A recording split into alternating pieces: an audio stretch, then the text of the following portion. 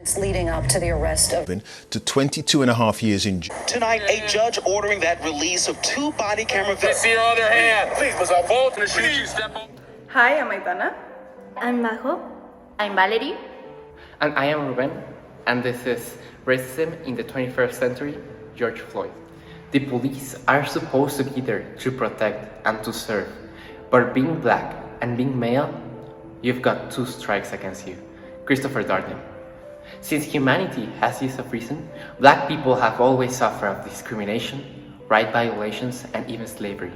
Although humanity has made its effort to eradicate all these acts, we still have exceptions, like the case of George Floyd. We might think that the death of George Floyd doesn't affect us. However, it is another case of impunity, in which a life was taken unfairly. This inequity and more cases like this help many people to express themselves about all the discrimination they live in their daily life and promote a powerful non-racist movement against it. We are all involved in this big step of humanity into a better world. There are several cases like this one around the world at any time. The difference with George Floyd's case is that it was actually known in every part of the world. And this way, a lot of people could realize about the importance and seriousness of the matter. However, people should realize about this without being viral. People should learn to detect certain attitudes of discrimination and know how to take action, even with small events. We all should be empathic towards these situations. We should educate ourselves and the people around us. Something that will be very helpful is to identify the cases of discrimination and violence in our community, support, and finally experience a change. To prevent this unfortunate situation from harm, it is easy to make a virtual protest. This helps the society to take action and promote it throughout the world. You can contact association or non-governmental organization that can participate in USA Police. Even this kind of protest makes it possible for the American people to march for black rights. On the other hand, there exists social media like Instagram, Facebook, Twitter, Snapchat, among others, so it is possible to create posts and stories that inform people about the problem. All of these are examples of how you can inform people, but everything starts from the education, your education. Remember that everyone has the same rights, there isn't someone better or worse. Now talking about the officers, if we were them, we will respect the protocols because that's why they exist. We will go to the police office to take the necessary measures. This includes the investigation of the event. If we were the officers that were not the aggressor, we would move him away if necessary by force, because it is unacceptable to be aggressive and racist just for their skin color.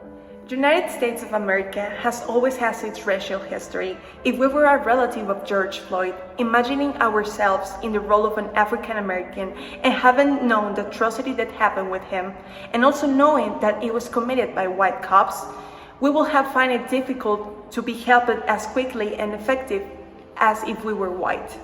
Maybe we will have looked for help in social media, but nothing guaranteed us the government will take actions as soon as possible. Unfortunately, racism in America is still very present. Even though there are thousands of people who support Black Lives Matter movement, there are some other thousands that create this racial barrier that still support this type of atrocities. The actions carried out by the cops were wrong. If you don't know the history, let me give you a recap. United States, Minneapolis, 25 May 2020, George Floyd, an African-American citizen, an unemployed security guard, went to the corner shop to buy cigarettes, paid with a $20 bill, which according to the employee that worked in the store, it was false. He called the police. When they arrived, they violently arrested George Floyd. He was trying to liberate himself. He was anxious, he was claustrophobic. Minutes later, he was lying on the ground, and a cop put his knee on his neck. Even though everybody saw that black man was suffering, this cop didn't do anything to try to calm him down. One of them was still with his knee in Floyd's neck. 8 minutes and 46 seconds was the time that the police officer has his knee on Floyd's neck. 8 minutes and 46 seconds. No matter how small or big was the act committed by Floyd, nothing justifies this type of inhuman acts. The media was an important factor so that people around the world could notice the situation that had happened, and all that information led to protests which visualized the rights of Black people. Even when any type of information was shared by the media, most of it was very useful to educate people and also to unify. We consider the media addressed this issue correctly, given the right information of this event and also by giving the complete importance. We consider that these movements have failed to apply pressure on the government and by generating a global impact in which many people can make conscience of it. However, it is true that by the pass of the days and weeks these tragedies occur, like the one of George Floyd, many people start forgetting until an event like this happens again. In ethical terms, these movements bring justice for all the people affected and the new opportunities for people to eradicate racism and discrimination. The more humanity works to promote social justice and inclusiveness, the more a conscious society we'll have in the future. Thank You For you, Attention!